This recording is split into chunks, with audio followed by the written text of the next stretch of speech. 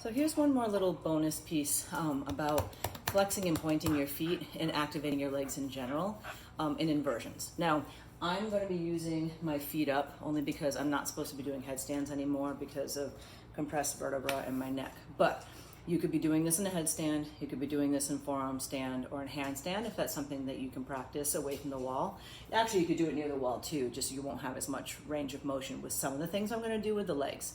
So coming in, first always make sure you have a stable base and make sure you have a stable, clear area in case you do tip over, because I think you're more likely to do some, scary damage if you fall onto something or someone. So again, this is my feet up. I love my feet up.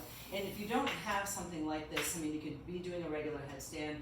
You can also do this with blocks under your shoulders. It makes me slightly nervous, but you would do it near the wall. But it does the same type of thing with not having your head on the ground. So coming in, I'm taking the kind of traditional tripod hand variation and then using the belly starting to pike up to the feet.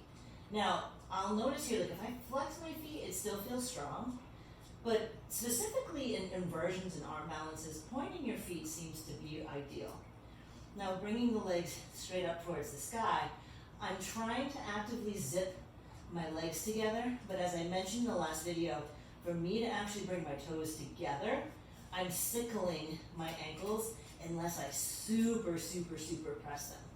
Now you might play once you're upside down with flexing your feet, and does that actually make you feel more steady?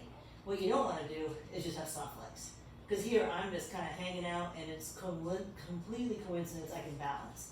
You'll notice to zip up your legs, you have to activate your belly. You have to activate your glute. Everything is much stronger. Now to go towards a straddle, you can stay with the pointed feet.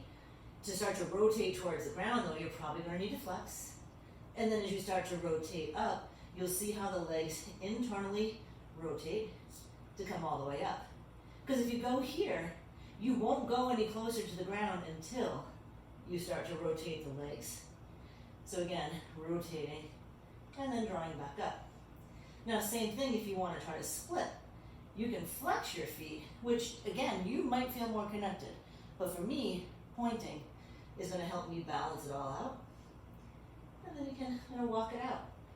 And I'm not trying to sell you on just flexing or just pointing in any particular pose, because depending on you, depending on the day,